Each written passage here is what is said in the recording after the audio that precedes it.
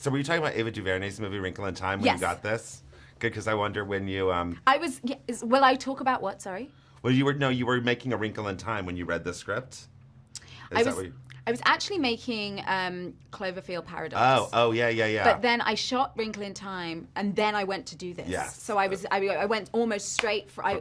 So when I read the script, I was reading Cloverfield. Right. But when I was shooting Wrinkle, I was going to this directly afterwards. Wow. Okay, can you just let your last outlet? Yeah, it's the Code Black generic. Anytime, sir. Okay, so the $1 million question. Can you tell me about the movie and your character? Yes. I play Ruth in Fast Color. And Ruth is a woman, when we first meet her, she seems to be on the run.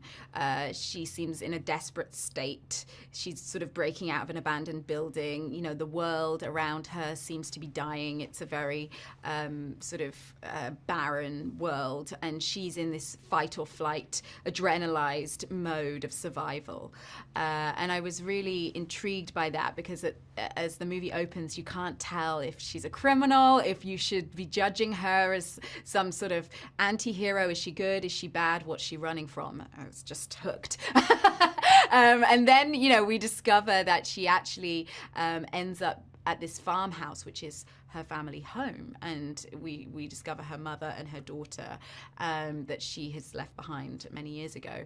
And for me, I just thought that was such an interesting way to sort of start a film, because so often that's where the story ends, is the hero goes home happy ever after, the end.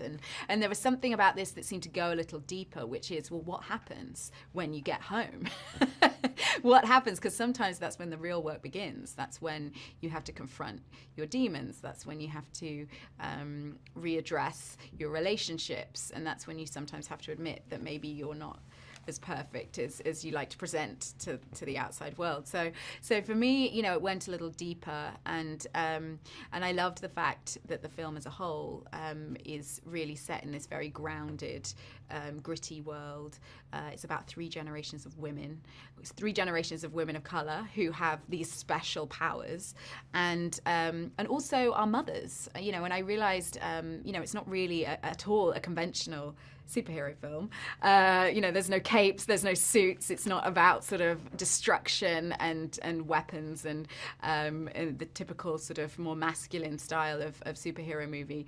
This is about creativity, and I think that these women have these abilities. They're mothers. I'd never seen a superhero who was a mother before, and that motherhood and bringing life into the world is its own superpower.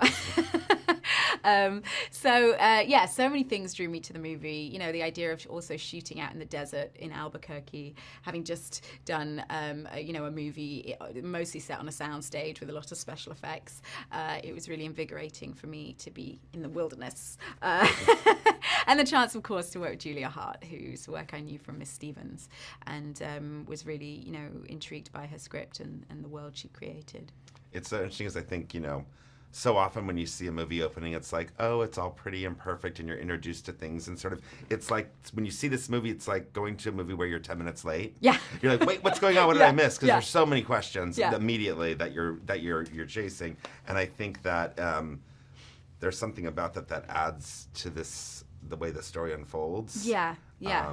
And for me, I liked the fact that, it's like Ruth, she's been locked up, she's hungry, she's in this quite feral state. And I was like, and it's so liberating for an actress. I was saying to the hairstylist, the hair has to be greasy.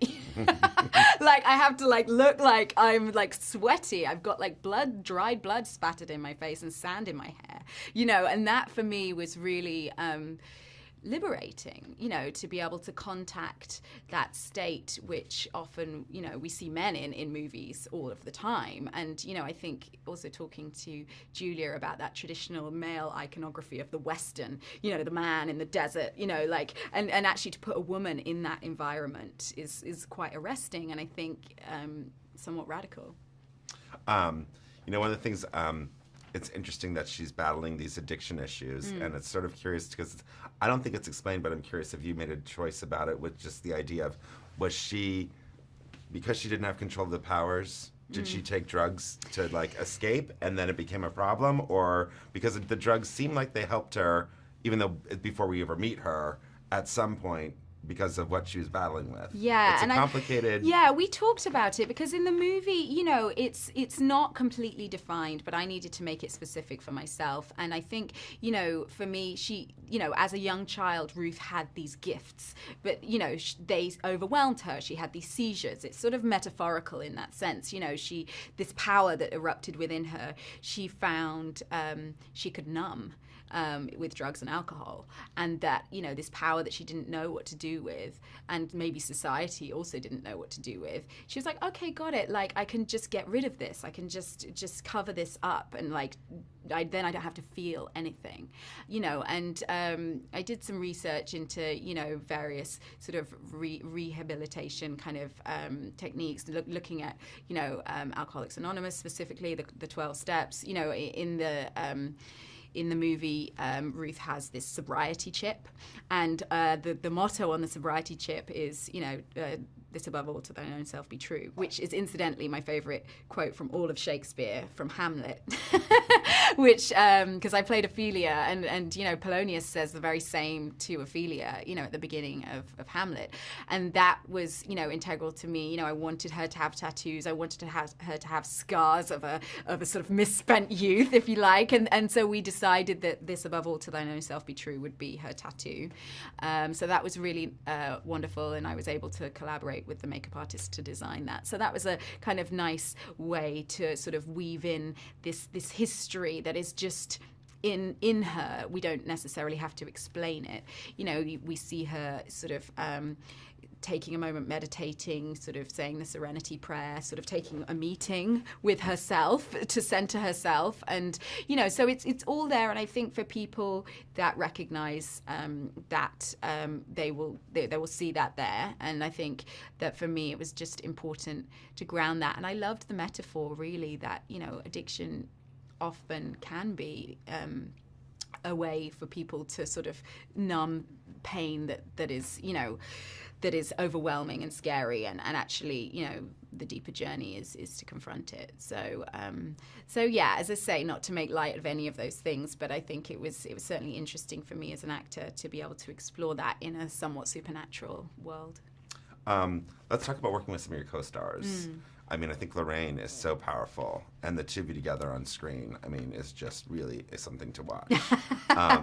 Well, had you known her before, or did you guys? Is anything? Second part of this question: did you and Lorraine and Saniyya do anything to sort of bond as a family before you started? Or? Yeah, it was interesting because we were all working on different projects. I mean, Lorraine Toussaint just has so much gravitas, and she's so soulful.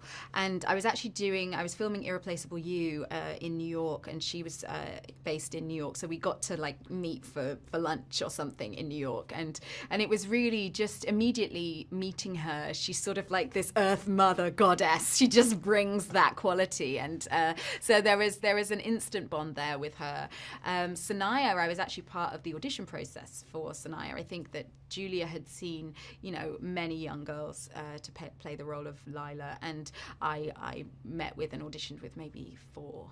And the moment that Saniyya walked in, I mean, everybody was amazing and talented in their own way, but the moment Saniyya walked in, you know, she was just so present, and she was like, I feel like she'd just like come off the football field or something. She was just like in her body. She was just, you know, had this sort of lively spark to her. And I said, oh, hi, Saniyya, that's like so amazing to meet you. What does your name mean? And she said, you know, brilliant and blessed. And I was like, oh, okay, well, my name's Gugu Mbatha-Raw. It means our pride. I think we're going to get along. You know, she was just such a character, and so talented. So really the audition process was really, you know, the time that we got to meet. And then once we were in New Mexico, you know, everyone's away from home. There's definitely that sort of camp vibe that you have when you're out, you know, staying somewhere different. And I think that forces everybody to bond as well. All right, that's it. That's Thank you. it. Yeah.